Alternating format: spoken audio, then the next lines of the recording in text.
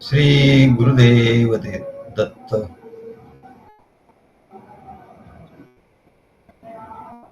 श्री ज्ञानेश्वर महाराजांच्या हरिपाठाच्या अभंगावर आपलं निरूपण सुरू आहे. आजचा हा 17वा अभंग आहे. याचा अर्थ निरूपण आता आपण बघू. हरिपाठ कीर्ती मुखे जरी गाय, हरिपाठ कीर्ती मुखे जरी गाय, पवित्रची होय देह त्याचा, पवित्रची होय देह त्याचा. तपाच्या सामर्थ्ये तपिन्नला अमूप, तपाच्या सामर्थ्ये तपिन्नला अमूप. चिरंजीव कल्प वैकुंठी नांदे, चिरंजीव कल्प वैकुंठी नांदे. मातृपितृ भ्राता सगोत्र अपार, मातृपितृ भ्राता सगोत्र अपार. चतुर्भुज नर होऊन ठेले, चतुर्भुज नर होऊन ठेले. ज्ञान गुढ गम्य ज्ञान देवाला धले, ज्ञान गुढ गम्य ज्ञान देवाला धले. निवृत्तीने दिधले माझे हाती, निवृत्तीने दिधले माझे हाती. हरिपाठ कीर्ती मुखे जरी गाय, पवित्रची होय देह त्याचा. ज्ञानेश्वर महाराज या अभंगात सांगतात की हरिपाठ कीर्ती म्हणजे या सद्गुरूंच्या ठिकाणी राम, कृष्ण, विष्णू, शिव इत्यादी भगवंताचे अवतार होऊन गेले. या सर्व अवताराचा अवतार चरित्र ज्यांनी सद्गुरूंच्या चरणी राहून त्या अवतार चरित्रामधलं जे गूढ आहे, गुह्य आहे, जो अनुभव आहे, त्या अनुभव तो त्यांनी श्रवण केला, त्यांनी त्याचा अभ्यास केला आणि आजन्म एकनिष्ठ राहून त्यांनी आपलं सर्वस्व सद्गुरूंना अर्पण केलं. आणि असं केल्यामुळे ते पूर्ण निरहंकार झाले. हे फार महत्वाचं आहे.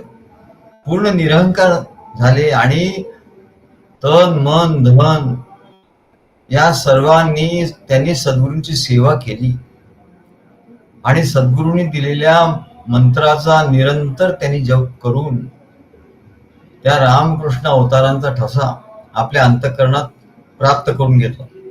मागच्या अभंगात आपण सांगितलं रामकृष्ण ठसा. तो ठसा उमटण्यासाठी त्यात प्रेम खूप पाहिजे, त्या अंतःकरणामध्ये प्रेम पाहिजे. आणि ते प्रेम कुठून प्राप्त होणार? तर सद्गुरूंच्या शिवाय ते प्रेम प्राप्त होऊ शकत नाही. म्हणून ते सांगतात की हा रामकृष्ण त्यांच्या चरित्राच्या अवताराचा ठसा त्यांनी आपल्या अंतःकरणात प्राप्त करून घेतला सद्गुरूंच्या अनुभवाने. आणि त्यांना सद्गुरु कृपेने हा अनुभव, हा स्वानुभवाचा गुह्य मार्ग, हा गुह्य मार्ग म्हणजे हा कुठे प्रगट नाही, हा कुठल्या ग्रंथामधून काही सांगता येणार नाही. कुठल्या ग्रंथामध्ये हा लिहिलेला असेल तर कोणाला कळणार नाही. तेव्हा हा अत्यंत स्वानुभवाचा गुह्य मार्ग कळला आणि ते अनुभव तो त्यांच्या अनुभवाला आला आणि पुढे तेही या गुरु शिष्य परंपरेत संत सद्गुरु पदाला पोहोचले.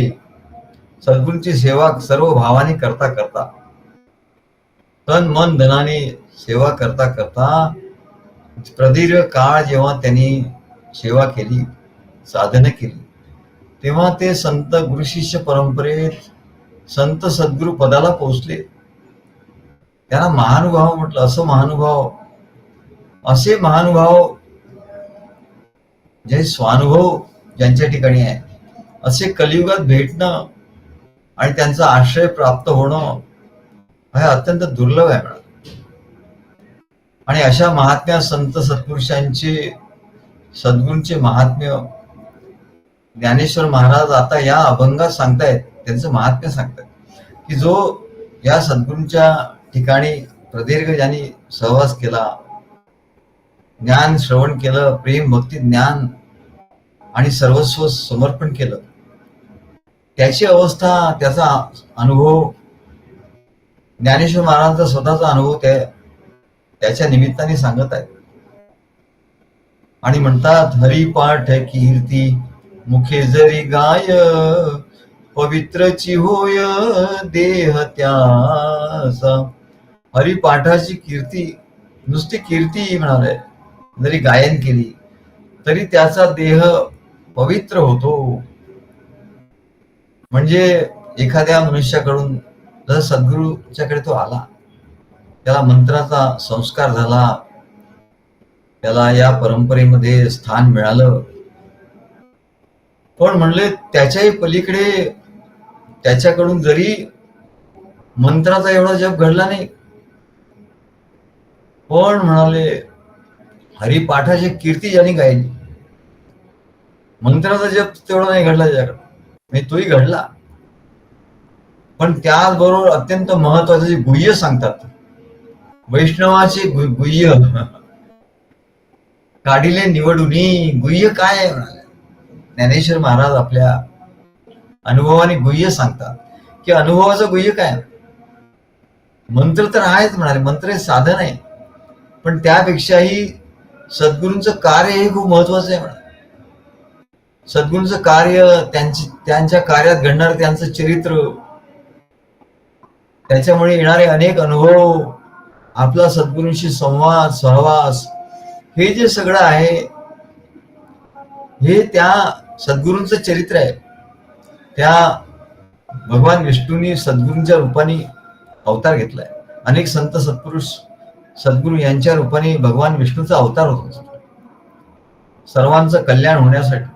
तेव्हा हे त्या रामकृष्णाच्या चरित्रासारखंच हे चरित्र आहे. आणि म्हणून सद्गुरूंच्या कार्यामध्ये जे चरित्र घडत असतं त्याचा जागृत राहून, त्याचा अभ्यास जागृत राहून त्याचा आनंद घेतला पाहिजे. काय होतं की या चरित्राचं, सद्गुरूंचं चरित्र घडत असतं, आपलाही संवाद घडत असतो, आपलाही त्या चरित्रात सहभाग असतो, सगळं असतं, पण हे रुटीन होऊन जातं, हे आंघोळणी पडतं. त्याला म्हटलं ठीक आहे, आता गुरुवार येतो, शुक्रवार येतो, सद्गुरूंचं प्रवचन होतं, मग आपलं काय थोडं बहुत बोलणं होतं, काय कार्यक्रम होतो, पण एरवी जो जीवन जे जगत असतो ते जीवन सद्गुरूंच्या प्रेमाने, भक्तीने, ज्ञानाने, त्यांनी सांगितलेल्या ज्ञानाच्या अभ्यासाने ते घडतं की नाही, किंवा त्यांच्याशी एवढा संवाद घडतो की नाही, त्यांचं मार्गदर्शन आपल्या जीवनात आपण घेतो की नाही. आणि असं त्यांचं जे चरित्र आहे ते जागरूकतेने आपल्याला अनुभवायला येतं का नाही, का बस चालू आहे म्हणजे चालू आहे. अरे असं ते एवढं सहज नाही म्हणलं, एवढं सहजासहजी घेण्याचं नाही. म्हणून सांगितलं दुर्लभ तो नर दुर्लभ, ज्याला हे मिळतं तर दुर्लभ आहे. हे सगळ्या दुर्लभ गोष्टी आहे म्हणले. आणि ही दुर्लभ प्राप्त होऊन जर तो संसारातच त्याचं जास्त मन बुद्धी जात असेल आणि सद्गुरूंच्या कार्यामध्ये त्याचा जास्त सहभाग होत नसेल, त्याचा जास्त संवाद होत नसेल, त्याचं काही सेवा घडत नसेल, तर म्हणाले मग कठीण आहे. एक वेळ जप कमी झाला तरी चालेल, परंतु हे हरिपाठ कीर्ती मुखे जरी गाय, म्हणून आम्ही सांगतो. म्हणून त्या दिवशी त्यांचा वाढदिवस होता अविनाशचा, त्यांना सांगितलं तुम्ही बोला. तरी आम्ही का सांगतो, अरे काहीतरी तुला कीर्ती, सद्गुरूंच्या कार्याची, हरिपाठाची कीर्ती काहीतरी तुझ्या मुखातून प्रगट झाली पाहिजे म्हणा. याचं महात्म्य खूप आहे म्हणजे, हेच तर गुह्य आहे म्हणा, हेच तर वैष्णवांचं गुह्य आहे. आणि हेच तू विसरलं तर काय होईल म्हणा. नाही आम्ही थोडं जप वगैरे करतो, मग उपासना वगैरे करतो, अरे ते सगळं ठीक आहे, पण तुला हे प्रकर्षाने तुला तुझ्या अंतःकरणात जाणवलं पाहिजे की काय चालू आहे, आणि याचा याचा भाव तुझ्या ठिकाणी तो ठसा उमटत राहिला पाहिजे, आणि तू प्रत्यक्ष संवाद केला पाहिजे. आम्ही विचारलं नाही पाहिजे की आम्हाला विचारायची गरज नाही, हे कसं वाटलं काय कसं वाटलं म्हटल्यानंतर तो एकदम गोंधळ होतो. अरे तुला याच्यासाठी विचारलं नाही, कसं म्हणजे तुझा भाव काय आहे हे बघण्यात. तुझा भाव उत्कट उत्कट भावाशिवाय अनुभव नाही येत. देह पवित्र होत नाही म्हणले. म्हणजे तू तू ते नामाचा जप तर करतो हे बरोबर आहे, पण नुसत्या नामाचा जप करून होणार नाही म्हणले. म्हणून नाम जप लोक जे करतात, नामाचं महात्म्य आहेच, ते काय आपण डावलत नाही म्हणत, परंतु त्याच्यापेक्षा गुह्य काय आहे, गुह्य गोष्ट काय आहे, तिच्याकडे दुर्लक्ष होतं म्हणा. हरिपाठ म्हणजे नुसतं हरि नाम घेणं असं नाही म्हणत. हरिपाठ कीर्ती, हरिपाठामुळे त्या सद्गुरूंचं कार्य, या हरिनामामुळे त्यांचा अनुभव घेऊन जे कार्य घडलं भक्तांच्याकडनं, सद्गुरूंच्याकडनं, संत सत्पुरुषांच्याकडनं, अवतारांच्याकडनं, त्यांचं जे चरित्र आहे ते खूप महत्वाचं आहे म्हणून. आणि त्या चरित्राचं नुसतं जरी गायन केलं, ते नुसतं नाही म्हणले, एवढं ते स्वस्त नाहीये. त्याचं जेव्हा गायन घडतं तेव्हा त्याचं एवढं काही महात्म्य आहे म्हणा. हरिपाठ कीर्ती मुखी जरी गाय. आम्हाला महाराजांनी, आमचं नुकतंच लग्न झालं आणि आम्ही भांडुपला राहत होतो. महाराज आले एक दिवस गाडीमध्ये आणि म्हणले चला गाडीमध्ये बसून. आम्हाला घेऊन गेले. महाराजांचे दुसरे एक भक्त होते, रिझर्व्ह बँकेमध्ये मोठे ऑफिसर होते. त्यांच्याकडे अचानक महाराजांनी, आम्ही अचानक बोलायला सांगतो, पण महाराजांनी तर अचानक कार्यक्रम सुरू केला तिथे जाऊन आणि आम्हाला घेऊन गेले आणि आम्हाला सांगितलं इथे तुम्ही बोलायचं, इथे तुम्ही प्रवचन करायचं, एकदम असं तिथे सांगितलं. याचं कारण काय, हे फार मोठं महत्वाचं साधन आहे.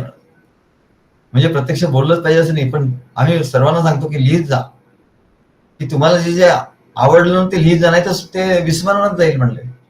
हे सर्व एवढं कार्य होऊनही विस्मरणात जाईल, काही तुम्हाला त्याचा उपयोग होणार नाही.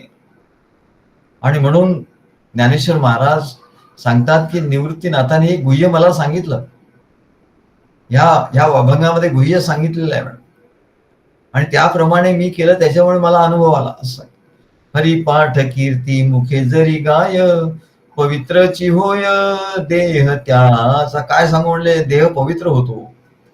आणि म्हणून या कार्यात हरिपाठामुळे अद्भुत असे अनुभव त्यांच्या जीवनामध्ये आले आणि त्या भक्तांनी त्याचं प्रेमाने रामकृष्ण हरी नामाचं गायन करून त्या सर्वश्रेष्ठ दयाघन हरीच्या कृपेचा, हरीच्या कृपेचा अनुभव आला त्यांना आणि रक्षणाचा अनुभव आला.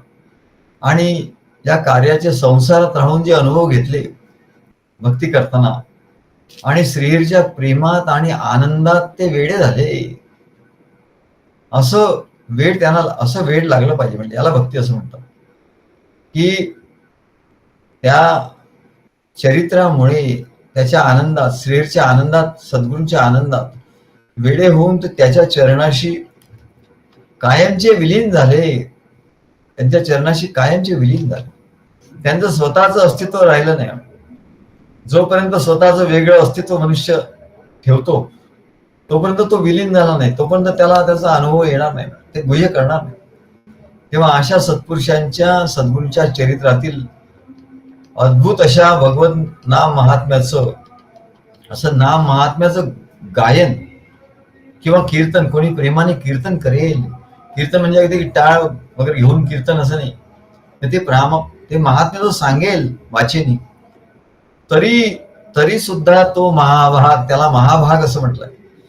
म्हणजे खरं सद्गुरूंच्या कार्यामध्ये आपल्याला जे अनुभव येतात, सद्गुरूचे अनुभव सांगतात, सद्गुरूचे ज्ञान सांगतात, त्याच मनन चिंतन आणि कीर्तन केलं पाहिजे. हेच वैष्णवांचं गुह्य आहे म्हणा. तर तो महाभाग होईल, म्हणजे महाभाग्यवान होईल आणि अनेक जन्माच्या सर्व पापापासून तो मुक्त होईल, तो पवित्र होईल. हरिनाम कीर्ती मुखे जरी गाय, पवित्रचे होय देह त्याचा, असं ज्ञानेश्वर महाराज सांगतात. आणि त्याचा उद्धार होतो. आणि म्हणून ज्ञानेश्वर महाराज म्हणतात, हरिपाठ कीर्ती मुखे जरी गाय, पवित्रची होय देह त्याचा. पुढच्या ओळी ते सांगतात, तपाच्या सामर्थ्ये तपिन्नला अमुप, तपाच्या सामर्थ्ये तपिन्नला अमुप, चिरंजीव कल्प वैकुंठी नांदे.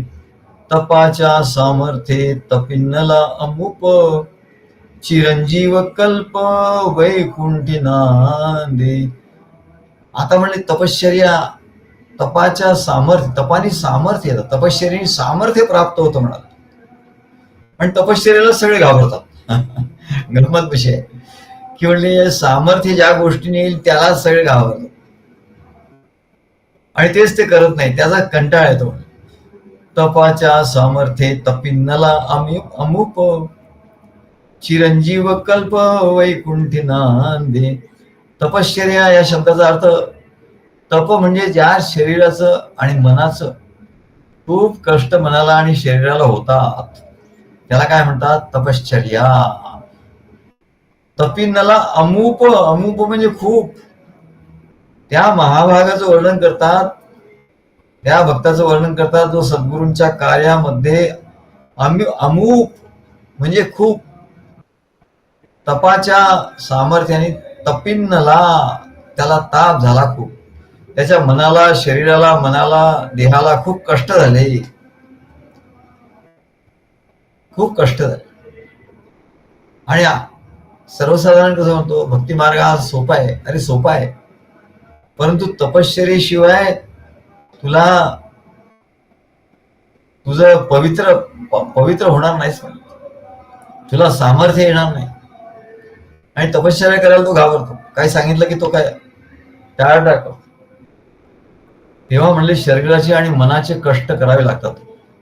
आता आमच्याकडून जे कष्ट घडले ते कोणी करू शकत नाही. म्हणजे एवढं जबरदस्त कष्ट आमच्याकडून जबरदस्त, आणि त्याला काही नाही, अमुक शब्द. आणि शेवटी महाराज पण म्हणाले, अरे तुझ्याकडून खूप घडलं, एवढे कष्ट कोणी नाही करू शकणार. आणि त्याच्यामुळे त्या तपाचं सामर्थ्य प्राप्त होतं, असं आमच्या लक्षात आलं.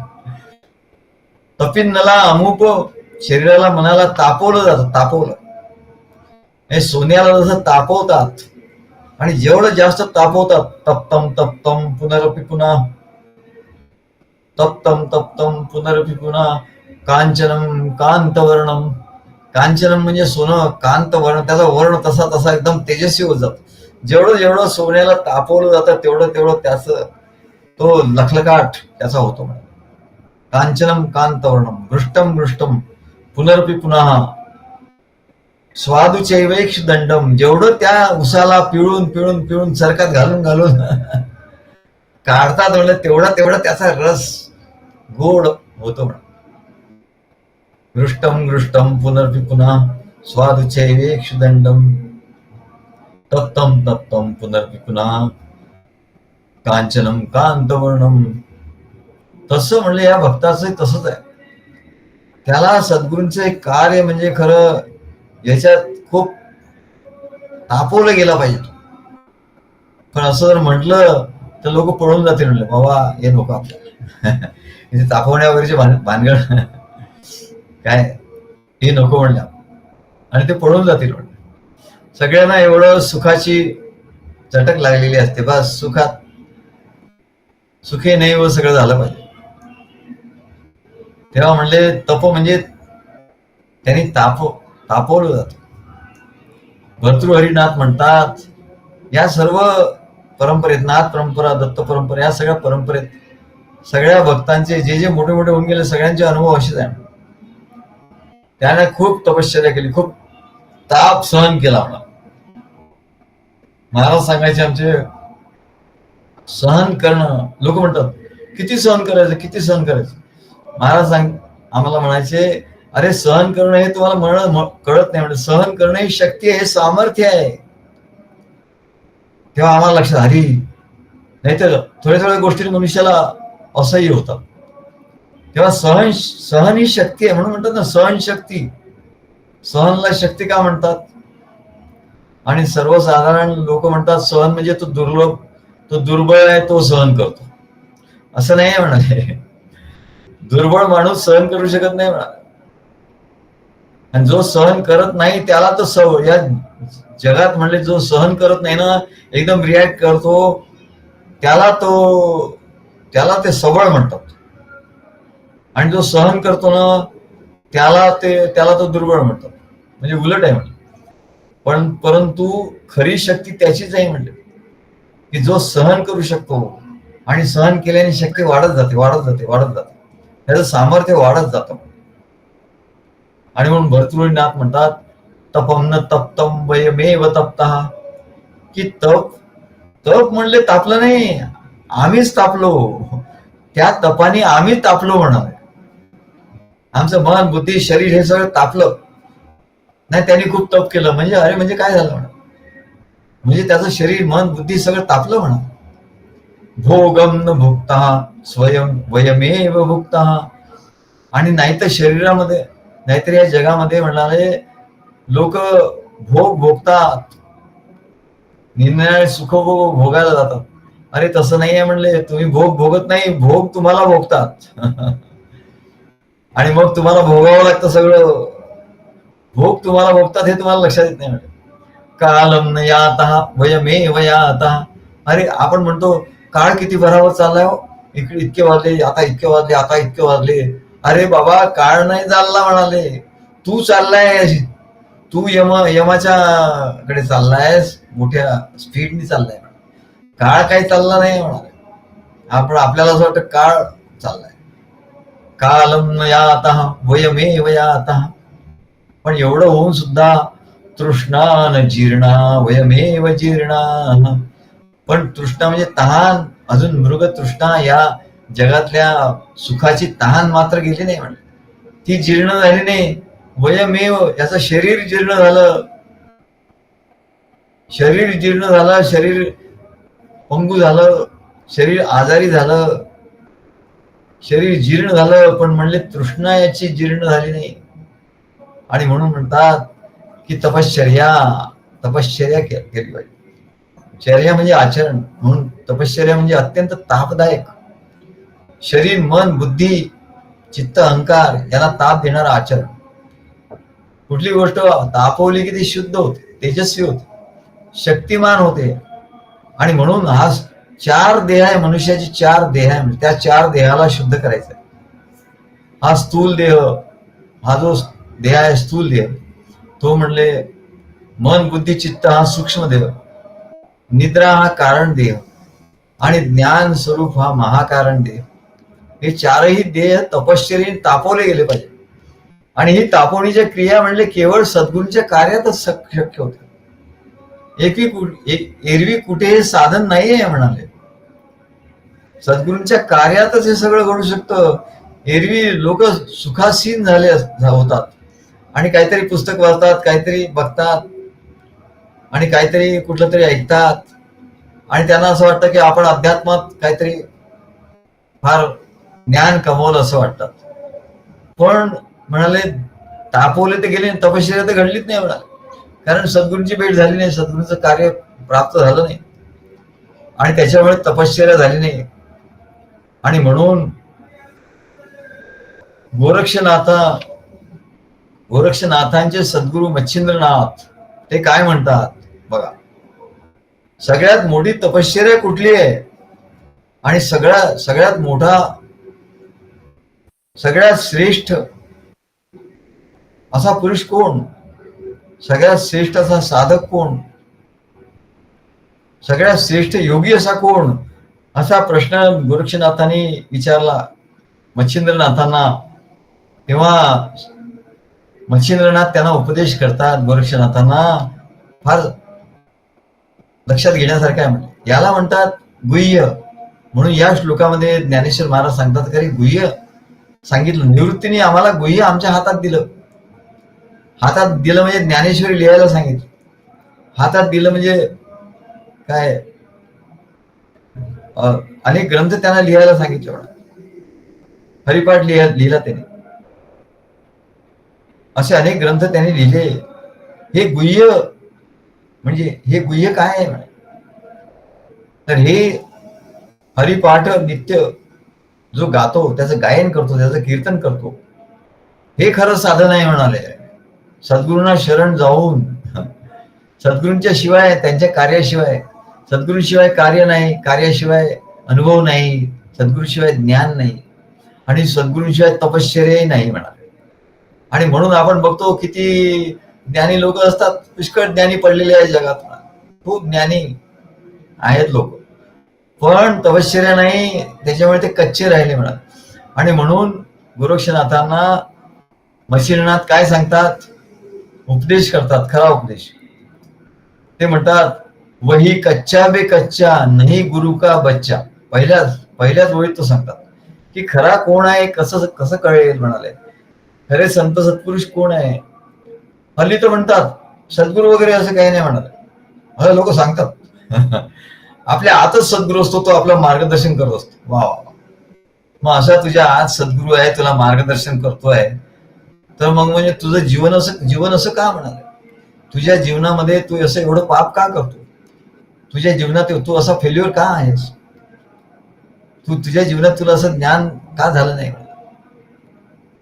तेव्हा असा जर तो गुरु तुझ्या ठिकाणी आहे आणि तो तुला खरं म्हणजे मन त्याचं मनालाच तो गुरु मानतो, मन त्याला फसवत असतं त्याचं मन, पण त्याला ते बरं वाटतं ना.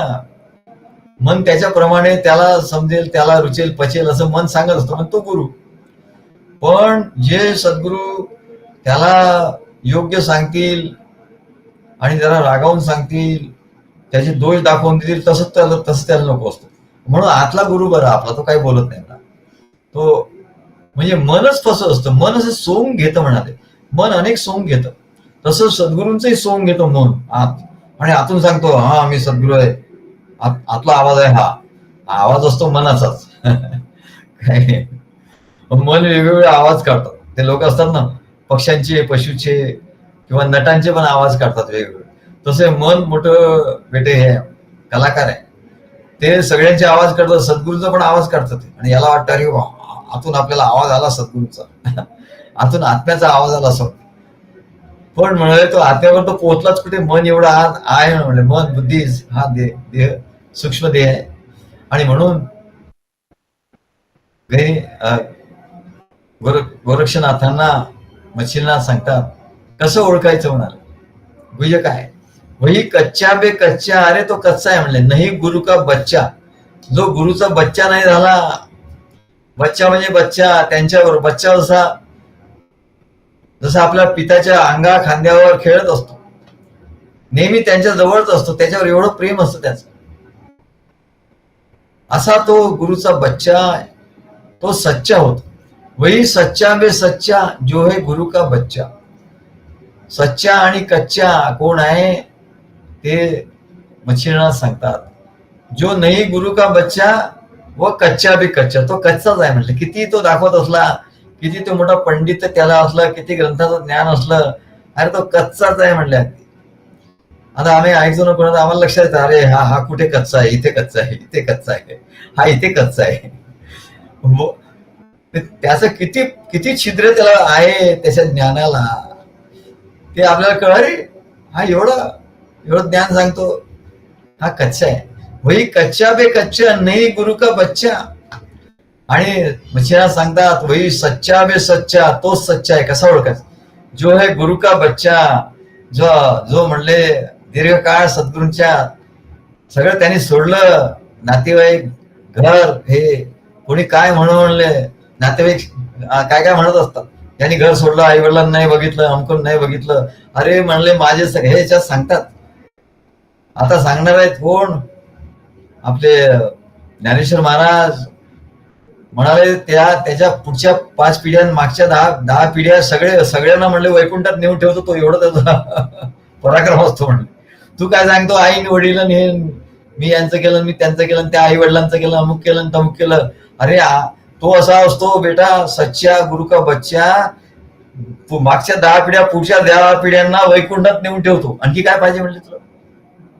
आणि तू त्यांचं केलं, पण ते तुझ्या सगळे जे काय केलं ना म्हणले संसार, ते सगळे नरकात जाणार आहे म्हणले, माहितीये का तुला. आणि सांगतो यांनी सद्गुरू, यांनी आईचं नाही केलं, वडिलांचं नाही केलं, मुला यांचं नाही केलं, भाव बहिणींचं नाही केलं. काय म्हणे तुला सांगायचं, तुला काहीच माहिती नाही. सर्व सर्व संघ आजपर्यंत जे जे काही महान लोक होऊन गेले, सर्व संघ परित्याग करून निघून गेले घरातून. एक मिनिट नाही राहिले. बघा महापुरुषांचं जीवन काढून बघा म्हणाले. प्रत्येक महापुरुष जो झाला तो सर्व सोडून गेला. गौतम बुद्ध राज्य सोडून गेला. काय शंकराचार्य 9 वर्षाच्या वयात घर सोडून गेले. आई एकटी होती फक्त, तिलाही सोडून गेला. असं नुसतं बसून नाही होत म्हणले. तो सगळं तू घेऊन बसशील संसार आणि होईल असं नाही म्हणलं.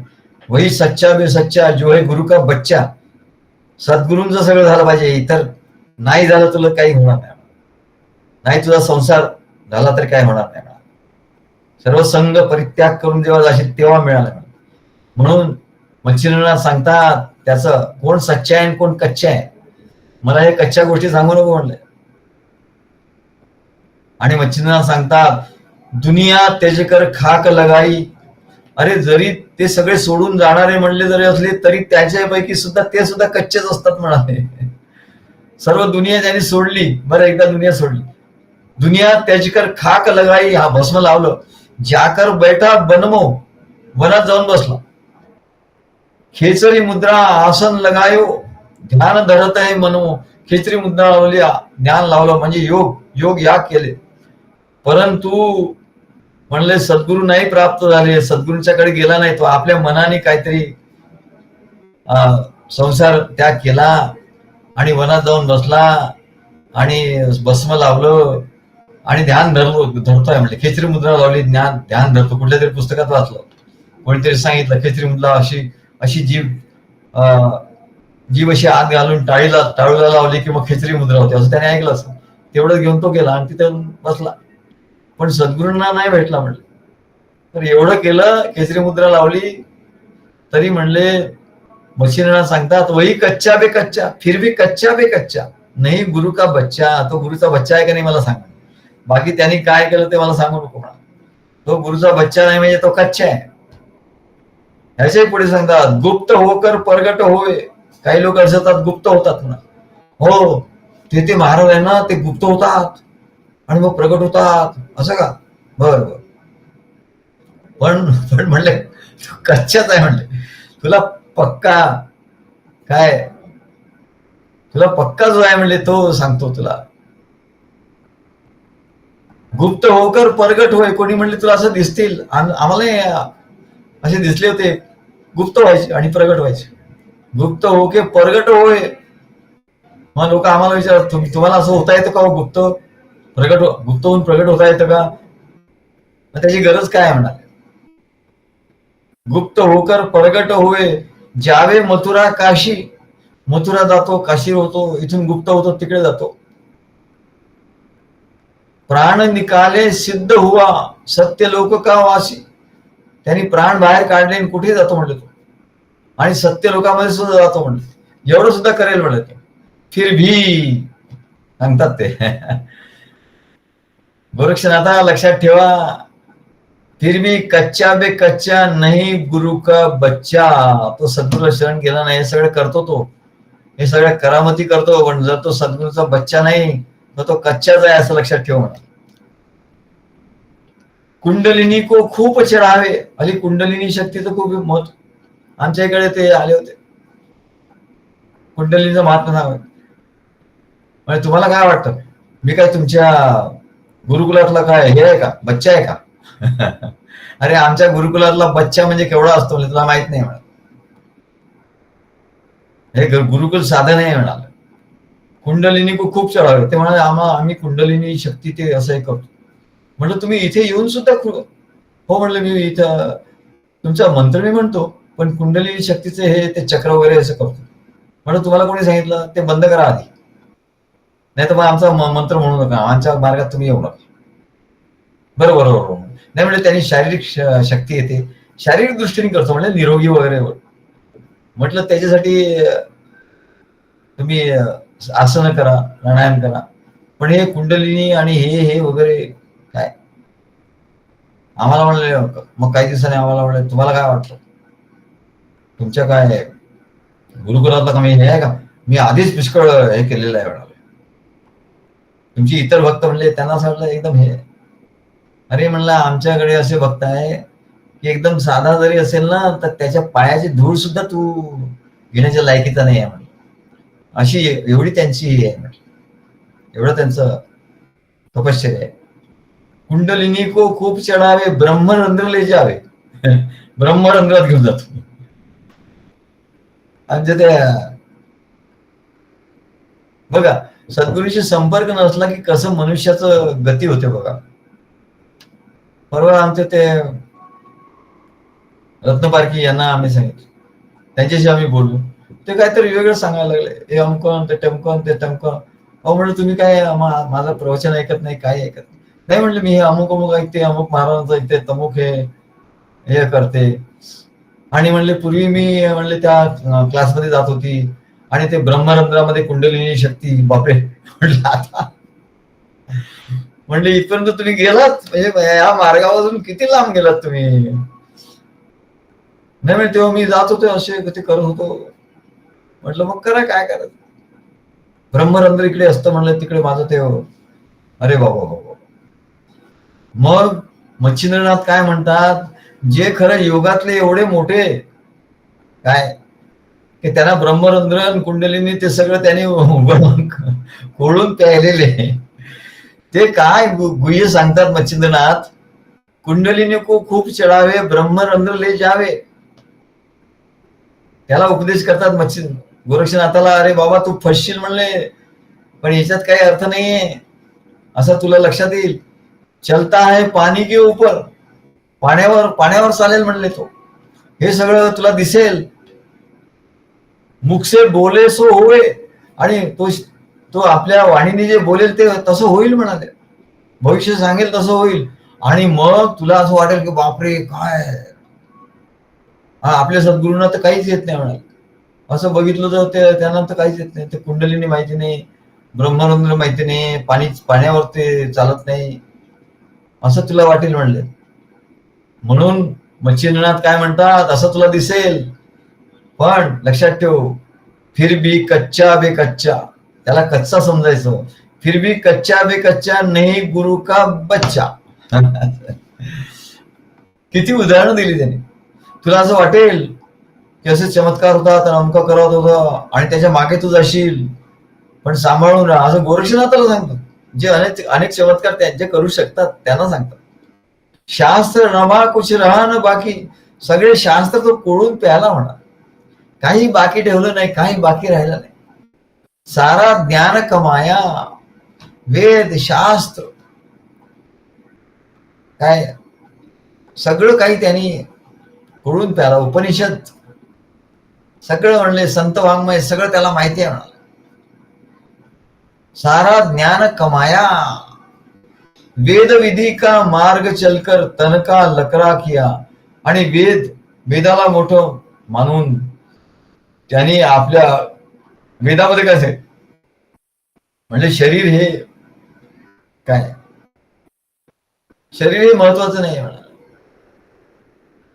आणि त्या शरीराकडे दुर्लक्ष त्याच्यामुळे झालं, आणि त्या शरीराचं काडीसारखं ते शरीर झालं म्हणा, लाकडीसारखं शरीर झालं. फिर भी म्हणजे असे कोणी तुला लक्षात येईल, असे पुष्कळ असतात म्हणा, आणि सांगत असतात लोक, आपल्याला लोक सांगत असतात की अमुक झालं, मग ते पाण्यावर चालतात, ते त्यांना खूप ज्ञान आहे, ते सांगतात ते कुंडलिनी जागृत आहे त्यांची, ब्रह्मरंध्र ते सर्व आहे म्हणाले. मथुरा काशी जातात, गुप्त होतात, प्रगट होतात. पण मच्छिंद्रनाथ म्हणतात एवढं करून सुद्धा फिर भी कच्चा बे कच्चा नाही गुरु का बच्चा, तीर्थ कर कर उमर गवाई. काही लोक सांगतात, तुम्ही हे केलंय का, नर्मदा परिक्रमा, तुम्ही गिरनारवर गेलाय का, म्हटलं आम्ही काहीच केलं नाही.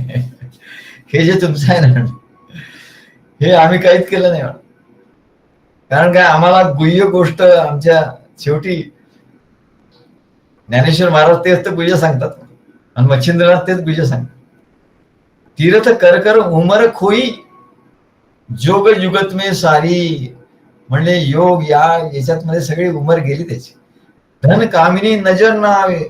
हो, त्यांना म्हणले धनाचं एकदम हे अलर्जी आहे. आणि स्त्रियांच्याकडे ते बघत सुद्धा नाही म्हणा. धन कामिनी नजर ना आवे, चांगला आहे म्हणा. पण जोग कमाया भारी, आणि योग खूप मोठा भारी योग त्यांनी कमाई केली म्हणे. फिर भी कच्चा बे कच्चा नाही गुरु का बच्चा. जोपर्यंत तो फक्त मला सांग म्हणले की तू सद्गुरूंच्याकडे राहून त्यांनी सद्गुरूंची किती किती सेवा केली एवढंच सांग. आणि सद्गुरूंचं कार्य, त्यांचं महात्म्य त्याला किती माहिती आहे, आणि तो किती सांगू शकतो, किती अनुभवाचं आहे त्याचं, हे मला सांग म्हणलं. नाही तर म्हणले हे सगळं वही कच्चा बे कच्चा, तू काही सांगितलं तरी तो कच्चा, मी त्याच्यावर स्टॅम्प लावणार, वही कच्चा बे कच्चा, जो नाही गुरु का बच्चा. कहे मच्छिंदर सुन बेटा गोरख. मच्छिंद्रनाथ गोरक्षनाथाला म्हणतात, तू फसशील म्हणले या गोष्टीत, याच्यात काही ठेवलेलं नाही म्हण. कहे मच्छिंद सुन बेटा गोरख. गोरख त्याचा बेटा होता, बच्चा होता. कहे मच्छिंदर सुन बेटा गोरख, तीनो ऊपर जाना. हे जे सांगितलं नाही आहे ना म्हणलं, याच्या वरती जायचं आपण, याच्यात नाही गुंतायचं. कहे मच्छिंदर सुन बेटा गोरख. आता गुह्य सांगतो म्हणलं, आणि ज्ञानेश्वर महाराज याच्यात हेच गुह्य सांगतायत. अरे गुह्य माहितीच नाही म्हणले, हे शास्त्रात लिहिलंच नाही कुठे. तीनो ऊपर जाना, हे सगळे जे सांगितलंय ना त्या सर्वांच्या ऊपर जायचं. कृपा हुई जब सद्गुरुजी की. खरं गुह्य काय आहे तर सद्गुरूंची कृपा होणं हे गुह्य आहे बाबा. आणि सद्गुरूंची कृपेने सगळं काही प्राप्त होतो. नाही हो, काहीतरी तुम्ही सांगता, ते कुंडलिनी जागृती ते सांगा आम्हाला, ते नाम सांगा, ते वेद सर्व हे सांगा म्हणा. पाण्यावर कसं चालायचं ते आम्हाला शिकवा, अमकं शिकवा, तमकं शिकवा. पण मच्छिंद्रनाथ गोरखनाथाला काय सांगतात, तीनो ऊपर जाना, कारण हे सगळे कच्चे आहेत म्हणाले. नाही गुरु का बच्चा, तीनो ऊपर जाना. कहे मच्छिंदर सुन बेटा गोरख, तीनो ऊपर जाना. कृपा हुई जब सद्गुरुजी की. सद्गुरूंची कृपा आहेच तर त्याचं खरं म्हणजे हे नाही म्हणा. आणि तिथेच लोक तेच करत नाहीत. आप को चिन्हा, म्हणजे स्वतःला त्याने जाणलं की मी कोण आहे हे जाणलं. हे सर्व तो म्हणले पाण्यावरून चालला, कुंडलीने गेलं, पण स्वतःला त्यांनी जाणलंच नाही म्हणा. आप को चिन्हा, तू कोण आहे त्याचा तुला अनुभव नाही आला तर काही उपयोग नाही म्हणे. कृपा हुई जब सद्गुरु जी की, आप को चिन्हा, वो नर सच्चा बे सच्चा. तोच नर सच्चा आहे म्हणले. वही गुरु का बच्चा, तोच गुरु का बच्चा आहे असं मच्छिंद्रनाथ सांगतात. आणि हेच गुह्य ज्ञान आहे म्हणा. कृपा हुई जब सद्गुरुजी की, मागे सांगितलं ना, ते वेदांत केसरी झाले या आपल्या गुलाबराव महाराजांचे शिष्य, त्यांना काय दिलं नाही ना, मंत्र दिला ना काय दिलं, काय दिलं. त्या आपल्या पुण्याचे ते केशवराव महाराज देशमुख, त्यांना फक्त एक ग्रंथ दिला. बघा गुह्य काय, त्यांना एक ग्रंथ दिला आणि त्यांना सांगितलं भक्तिसूत्र हे घ्या आणि याच्यावर तुम्ही प्रवचन करा, हेच गुह्य आहे म्हणा. बाकी काय, बाकी मंत्र तंत्र, त्याला मंत्र पण दिलं नाही.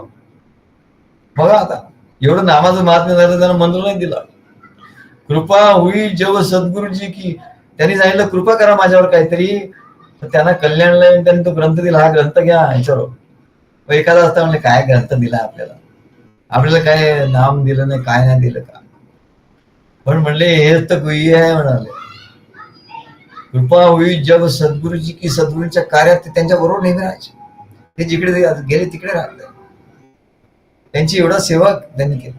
त्यांचे कपडे धुणं, त्यांचा स्वयंपाक बनवणं असं ते, आणि ते वेदांत केसरी झाले हो शेवटी ते सगळं. आणि त्यांची परंपरा त्यांनी चालवली, मंत्र नाही दिला त्यांना. हेच तर गुह्य आहे म्हणले, वही सच्चा बे सच्चा. आणि हे सगळं विसरतात. आणि ते म्हणतात ठीक आहे सद्गुरूंचं कार्य चालू आहे तिकडे, आपल्या इकडे सद्गुरू मी मंत्राचा जप करतो, आम्ही सांगतो हा करा जप करा. सद्गुरू आम्ही हे करतो, उपासना करतो. हा करा, पण कार्यात सद्गुरू सेवा काय? हा तुम्ही सांगा ना आम्हाला, सेवा आम्ही करतो. तेव्हा म्हणाले, कृपा हुई जेव्हा सद्गुरुजी, सद्गुरूंच्या कृपेचं महात्म्य एवढं असतं, एवढं सामर्थ्य असतं म्हणजे तसं. वही सच्चा बे सच्चा वही गुरु का बच्चा. बघा आता ह्या मच्छिंद्रनाथांनी सांगितलं गुह्य ज्ञान, तेव्हा या 2 ओळीवर आपलं प्रवचन झालं. 2 ओळी आता पुढच्या वेळेला आपण करू. हरिपाठ कीर्ती मुखे जरी गाय, पवित्रची होय देह त्याचा. तपाच्या सामर्थ्ये तपिनला अमुप, चिरंजीव कल्प वैकुंठी नांदे. मातृपितृभाता सगोत्र अपार, चतुर्भुज नर होऊन ठेले. ज्ञान गूढ गम्य ज्ञाने ज्ञान देवा लाधले, निवृत्तीने दिदले माझे हाती. तपाच्या, तेव्हा म्हणाले तपाच्या सामर्थ्ये तपिनला अमुप, चिरंजीव कल्प वैकुंठी नांदे. श्री गुरुदेव दत्त.